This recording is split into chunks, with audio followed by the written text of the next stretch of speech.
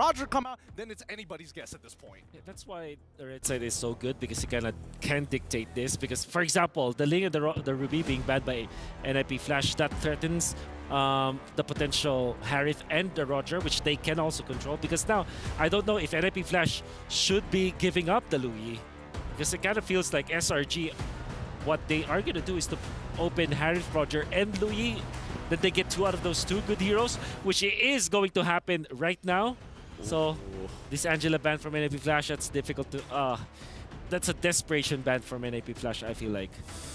I mean, I don't know. Personally, for me, I feel like the Angela ban, especially when you're on the blue side, I don't think it's the greatest idea in the world. And for the most part of it, we need to start thinking about enablers, right? At the same time, it always is more beneficial to be able to like counter pick it on the red side rather than having to first pick it on blue. Yeah. At the same time, I do agree with you. I think that the Loyi kind of really diverts the way that NIP Flash has to play the earlier stages of the game before they get flanked out of nowhere.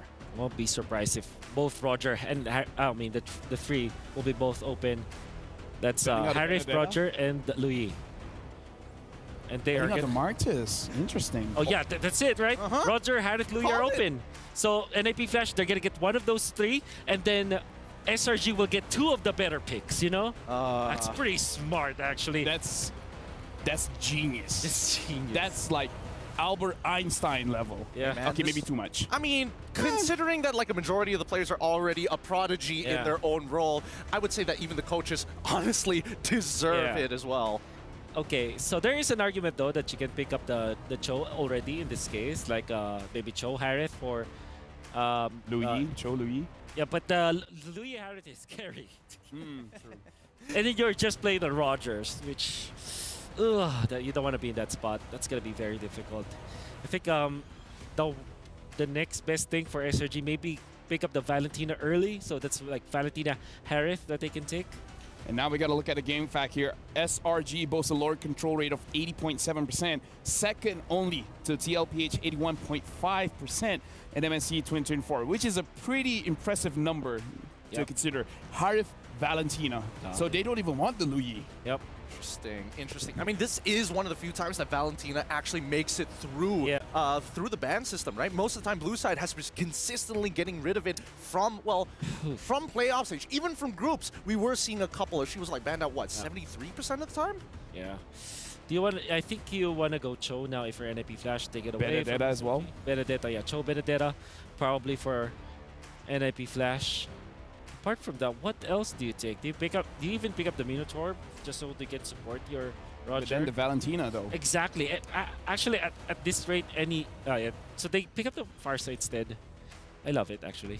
Yeah, I think I'm fine with this as well. I can agree that at least with the Farsa, you kind of, well, even though it's not as good as a Minotaur per se, at least it definitely forces Harith to really think about when he drops down that Zaman Force and whether or not he can close the distance in time. Okay, this is probably Hayabusa for SRG. I am hoping that it will be Hayabusa, but at the same time, the Yu Zhong is such a good pick for SRG. Counters the Farsa, counters the Roger in many, many ways. I agree. They can also go for the Grok as well, just to have the classics. Honestly, that's true. And again, Nolan is up there as well.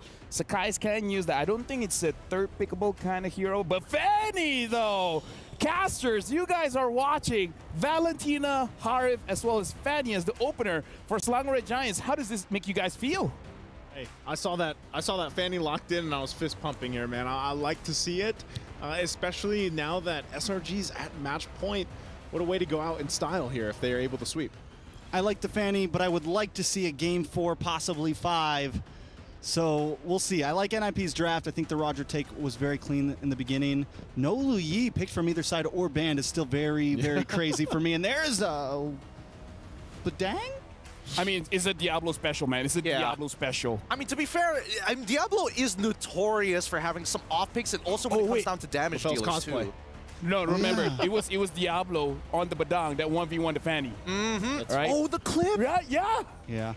That happened. That was lore accurate. Yeah. That was lore accurate. But with that being said, right, it does mean that the EXP lane is still pretty up in the air. They're getting rid of a lot of the standards here, but I think maybe just getting rid of the Benedetta is probably a good idea just to kind of limit down the pool. Yeah. Which also begs the question, do you want to pick up the Phobius for NIP Flash just to counteract this Harith as well as this Fanny? And a Valentina, honestly. Yeah, because of the double dash too. Yeah.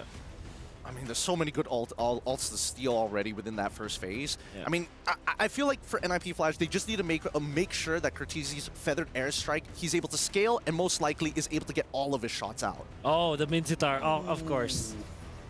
Oh, very good. You know what? Smart. Smart. Very, very smart. Very smart. Honestly, right now, Caster is looking at the bans here, betting on the Badam, betting on the Minzitar, betting on the Terizla, a lot of EXP bans. How, like, do you guys think this is a good idea? Yeah, I think it's what'd you say earlier? Albert Einstein smart. It's around that area It's of IQ. Diggy smart. Yeah, that works too. I'm wondering at last ban though, you know, from NIP Flash, I think, especially with the Cho pick here, assuming it's going to go in the hands of JPL, man. After what we saw from game 1, this is almost a step-up game for JPL in order to get them to another game to extend the series, I feel like. Yeah, I think they took the right measures to give JPL a decent game this time, taking out the Ruby, taking out some of those obstacles that have been in his way so far. So, I mean, NIP, now that they're on the ropes, this is their last shot, so they're going to have to feel comfortable with this. And I think at the very least, for NIP Flash, there's no other good bans. Just stick to the standards here, right? Get rid of the Grok. They knew that the Arlet is eventually going to get let through. Yeah. I think we're left with Yuzhong and Guinevere, I feel like, will be the last 2 picks here for NIP Flash. Apart from that, an outlier may be, of course, the Benedetta should be considered by NIP Flash. An outlier may be Glue, actually, which was traditionally picked against Harith and the Fanny. Not at the same time, though, because you only can counter one of them at a given point in time. So that could be an outlier. But if you're NIP Flash, you're playing elimination game, you pick up Benedetta and Guinevere so that you at least get your best heroes. I'm wondering whether or not NIP Flash is considering maybe we should like peel it back, right? Because we already have 2 dedicated cores. Yep, yeah. the Boxia is already in. The Khalid! The classics, baby! Dude, Diablo has a lot in his pocket, man. Yeah. Whew. I don't know Okay. if that actually... Give a bit more reaction. Wolf's like, woo, woo. Yeah, I know. I mean, like, I'm very excited about, but how does it kill anyone at this point? I think it's just With trying the to right combo. mindset. With not with this mindset, obviously. Yeah. Not with my mindset. Oh man. You need a Diablo mindset to kill people with this Khalid, man. It's lore accurate that Khalid fought against Valentina in the MSC song and he won. That's Oh, I didn't Right? think of it That's that true, way, right? actually. That's true, right? Even the caster is like, yeah, that's Yeah. true. I think you go Facts. Paquito now for SRG. I think Paquito's not that bad here, but Oh, at the end of the Minotaur. day, yeah, you still have the Arlet. It was flexible. Yeah, with that being said, thank you very much, analysts, for the breakdown. Casters, we got the Sky Prince on the Fanny, and we got the Singapore and Devil with the Khalid. How are we feeling? We're throwing it over to you guys.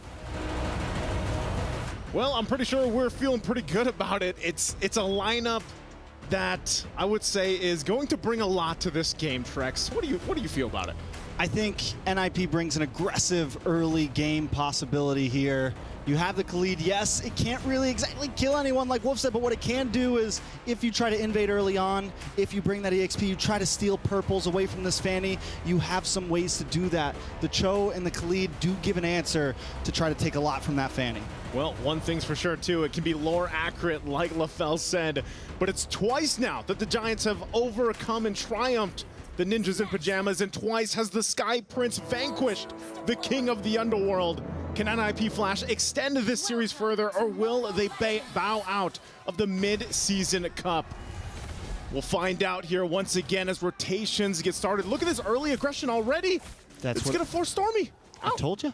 That's what clean. you. I mean, that's what you do, man. He's got some of the biggest. Wait a second. Is this a? No, it is an EXP. Oh. Just for a second, I saw him in the middle. I was like, is this like a? Oh, Single Eyes goes down. JPL, first blood, baby. That's huge. We said for JPL NIP. step up. Step up, JPL. What does he do? Steps up. He steps up. Gets first blood against the Sky Prince. He pulled up. He manned up. He did. But now Diablo having a little trouble.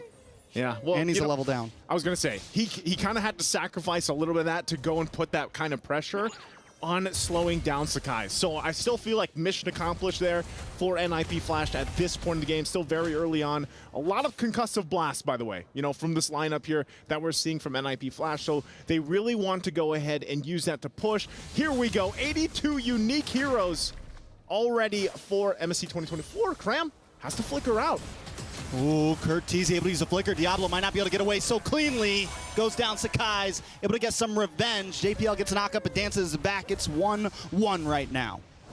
All right, I love the point from Innocent, by the way, after that all happened, because you know that's the thing. You give a lot to deal with Sakai's early on, but then he goes and gets himself a kill. So that kind of negates what that early pressure did. It might have slowed him down a little bit, but he's able to go ahead and get a kill, start to build up here. Sakai's also just uses Retribution. He's got 20 seconds left, 5 seconds left for Turtle. NIP could try to rush this Turtle, with JPL finally having some freedom to dance around in the enemy jungle. It's going to give NIP a little bit more vision. It's going to give him a little bit more space to play around. Feathered Airstrike does come down. Yume's brought down to about 20%. Oh, Sakai's, though, deletes him. Curtiz gone. All for the price of a Turtle. 1-1? 1-1? 1-1? I would say, you know, this is better for Sakai's, though. On a Fanny, you want this. And now they're going to force JPL out. This is the coverage he needs. He makes the calls, guys, come on. I need backup here. I got to secure my purple buff to be able to go ahead and pop off on this Fanny. Ooh, Stormy with the IMU. Clean getaway. Yeah, great escape there. But all of this, once again, the game plan for SRG is to allow Sakai's to get what he needs on the Fanny. Meanwhile, on the other lanes, it's just, you know, go ahead and farm up, do your thing. And so as we look at the items fall into place, the first items aren't locked in just yet, but you got those boots now coming there. In part of this, too, you have arcane boots here for Curtiz. I think the guys on the panelist stand talked about the Farsa pick, how part of that, it's going to be a Feathered Airstrike battle. I mean, let's be honest. So we did see Stormy go ahead and get out there with the Khalid ultimate, but most of this is going to be Feathered Airstrike for Feathered Airstrike. Who's able to pump out enough damage early on for then Sakai's to sweep in. But, two, you can see this. The focus is on Innocent. He might have to, he should be okay. Feathered Airstrike going to be used.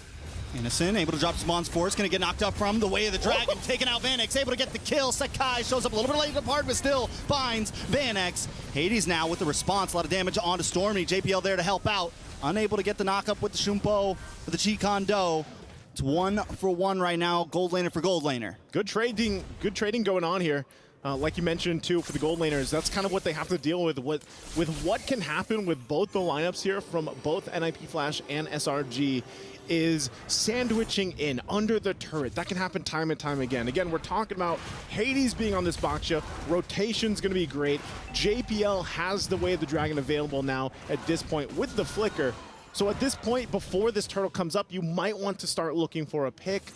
Purple buff's going to go ahead and be secured here by Sakai, is always having Yumes there by his side now to go ahead and make sure he gets that. This might be one of the first... Oh, hold on, bottom. Innocent once again, a beautiful kick, but in comes Sekai's to help out. Unable to get enough damage. Oh. Vanex trying to get the outplay. He's dancing. Sakai? He's playing, and Sekai's has to run. Look at the health bars, but it's still not enough. But wait a second, Raging Sandstorm to help respond against that Minoan's Fury, but Hades still goes down. Oh, that's got to be frustrating. I mean, even with the few kills that he's got himself, he couldn't cap out on those at the bottom lane. But again, relying on the team here, SRG, this is what they do. They're all stars on this team. Oh, Final Slash going to be used. Cram, I don't think he can get the kill, but Stormy. Oh, God. Diablo able to use the Flicker. Can he get the dance back? Dancing. Diablo, though, able to get the first skill. The spin falls down. Stormy able to get the kill. But now Vanex finds Yumes. Feathered Airstrike to zone them all the way, and a turtle goes over to NIP. They are trading blow for blow right now. Are they going to be a Cram? Ooh, the Hal. He finds him in the bush. Ooh, finds him in the bush just like that. There's just so much trading going on here. First, we have the exchange, the team fights up top. That was for the turtle. Now you have that bottom tier 1 going down. That's secured now for SRG. So objectively, you know, they're trading across the map, really trying to snowball, once again, the lineup here. Stormy also still sitting on the 2 kills, hasn't gone down yet, is going to be scaling up pretty well. Once we also get a look at the items on what they're going here, the build path. But finally, also, turret secured now for NIP Flash. And really, it's up to that. There you go. You already have that Blade of Hepsises here now for Sakai's. You have also the Starlium Scythe now online for Innocent. And meanwhile, you know, on the other side, it's just you got the wings. You don't have too much defense just yet across the board. And I think part of that too is what build path does Diablo go on at this Khalid? We haven't seen it in a while, but we know that it can actually pump out quite a bit of damage. A little bit of fun fact, Hades has the most unique heroes, that being 9 among all junglers. Well, Sekai's is number 2 with 6 unique heroes. NIP, man, I mean, both these teams really, we've seen so much variety from both of them. JPL, though, able to get the way of the Dragon, connects. A lot of damage coming down for that airstrike to continue. Cram falls to Diablo. Sekai's, though, trying to get a lot of damage. Already used the cutthroat, but dances through, finds Diablo, innocent, able to get the kill with his Zamon's Force. Hades now trying to zone them away, create some space, 1-for-1 once again. 1-for-1. It's going to be a constant back and forth. Vanix is going to go in. And they get a second. Vanix does get delayed here. He's looking for the Lycan pounce. He's looking for a few more shots, but Yume's able to pull him away. Oh, man. Stormy actually able to skate that, too. They still might fight this, though. Trex. Sekai's goes in. They just keep going. Sekai's uses the cutthroat, unable to get the full kill. Vanix finds a shot, but it's a trade. Killing spree, shut down, mega kill. Vanix falls. It's 2-for-1, though. NIP comes out on top. Talk about a battle between these two. Even though it's match point for SRG, NIP Flash does not want it to end in a sweep, and they are showing it here with their spirit of fighting onward. And now if they can go ahead and secure themselves this third turtle of the game, they're going to be off to a great start once again to lead into that objective once the Lord's up. Sekai's has to get his purple buff, so that's just going to be a turtle now for NIP Flash. Great, again, great momentum in their favor here. Ooh, he kicks him the wrong. Yeah, power of the flicker, you know? Sekai's though into the backside, gets a lot of damage on a Curteezy, but we're starting to see the damage fade just a little bit. Look at JPL, though, dancing through 4 members, takes a final slash to the face. Yume's able to get the No One's Fury, does not connect, but JPL still goes down. Stormy with the IMU Sandstorm, trying to lock onto somebody. But look at Sekai's, man, he's playing these lanes so well. Yeah, he's playing these lanes well. Also, again, fighting for these buffs. Really, Cram just trying to put some pressure there. Tethered airstrike going to be dropped down. Sekai's trying to lock on Diablo this time. Diablo gets under the tower, gets the heal back. Curteezy there now. Get a nice stun onto Cram. Vanix, wolf form, looking for a target. NIP decides not to fully engage. I feel like this game has just been a constant battle. You know, it's constant skirmishes, constant fights here. You love to see it. Also, once again, Conceal going to be used. JPL? It doesn't stop. Big kick, way of the dragon. Yumes goes down. Innocent now on the run. Zamon's Force drops. He can't engage. All right. All right, you can talk now. Let's take a breath here because, yeah, every time you start to go, the conceal is going to be used. But this is good because JPL, like I said, he had to get to this point in this game. The guy has struggled a bit from game 1 to game 2, and now finally he's just here to make these plays. Even if sometimes it's just to get the space to work with for NIP Flash to follow up, this is all great timing as well for Vanix to build up on this Roger pick. Again, they prioritize this in the draft. And he's got the Endless Battle now, too. So that's locked in. You've got the Glowing Wand now for Curteezy. It helps with some of that sustain being thrown at them from Yumes. Yumes has that Flask of the Oasis. So these heals are something that NIP Flash has to work through. Mid lane again. Another big knockup. JPL with another way. The Dragon able to connect onto Cram. Taking out Hades. Finds the kill. Stormy forced to back up. Yumes can't make a play happen just yet. NIP are winning out in skirmishes, but they need to start translating it to some towers. They're even losing out a tower on the boss side right now. Lord up. Are they going to be forced to just take this and lose that? Again, they got to control the macro game as well. JPL half health here. Innocent taking a lot of damage. Able to go down. Vanix picks up the kill. No One's Fury does connect on to 3 or 4. Diablo, though, doesn't care. He finds Yumes. It's 2 down on the side of SRG. Sekai's looking for the response. Stormy with the IMU. Feathered air strike. Sekai's dancing back and forth, but the damage isn't there like it was in the early game. JPL in trouble. The cutthroat. Sekai's gets away safely. But Vanix is shoving down onto this Lord right now. Cram trying to find an angle, trying to find a stun, maybe one big final slash to clear things up, and he finds it, connects onto Curteezy. Curteezy trying to run away, but he's in trouble. Cram goes down. Vanix shows up. Vanix finds the kill. Vanix now onto the Lord. But he got him low enough. Sekai's gonna go in. Sekai's ganks Hades. But Vanix still stands tall. Sekai's is low. Innocent able to steal the Lord with his Zamon's Force in one shot to take the game back into their hands. SRG, how do they juggle all that around and get the timing down for then whittle down? We're going to look at the STC replay, and this was just great timing, great decision-making from SRG, relying on each other. Even with Sekai's at less than half health, Cram went in, does a ton of damage, allows Sakai's to get them here at this point, and look how much the Lord hurts too. Finds Hades, gets him down, and that's all he had to do, and then Innocent comes back from being taken out earlier on and gets the Lord. Talk about a masterful choreography from SRG. That was a beautiful dance indeed. Sakai's now coming in, but no one's able to connect. Vanix finally falls, and that is huge for SRG. Both damage dealers off the map. Hades now on the run. Tier 3 on the mid, gone. SRG trying to advance. A nice kick, a nice way the Dragon comboed up with the Raging Sandstorm. Cram taken off the map. Innocent now on the run as well. But look at Sekai's in the bottom lane. He's always macroing. He's always microing. He's a man to do it all. He's the Sky Prince for a reason.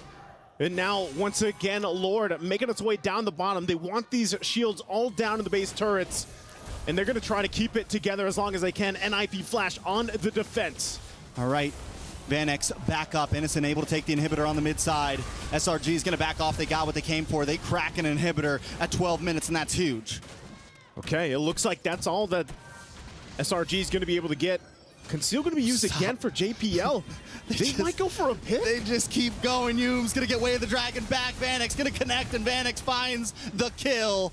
That's 30 seconds of the clock for Yumes. Yumes was literally like, okay, I think this is good. I think we can go back to base here. And JPL's like, nope, not happening. Goes and finds a pickoff. Now, ultimately, yeah, that's a kill for them. But by the time, you know, they find themselves once again, we're still a minute away from the Lord. Yumes will be back up. And so really you have to kind of look at this. What happened to that momentum they had? NIP gonna find another setup, possibly. Jumps into the bush. Cram, though, with a nice final slash, connects onto Vanix. Vanix able to get the kill. Sekai's looking for an angle, trying to connect onto Vanix. Vanix able to just play away, but still falls. Stormy finds it. JPL is next to drop. Sakai! And it's Diablo up against Sekai's. But a Sky Prince stands tall. The Demon King cannot defend. Sekai's back. Hades all alone up against 4. Oh no, are they gonna end it here off of that? SRG looking for the finish here, looking for a few more shots. Hades down, and 4 members jump onto the base. SRG grab the pen of fate and write their own history. Unbeaten, untarnished for over 100 days. They are poised to conquer the Causeway and etch their names in history as they advance to the grand finals. The Giants prove themselves true giants here. Titans. I guess the rumbling is here. They've got one more big obstacle, but who would have thought they could make it this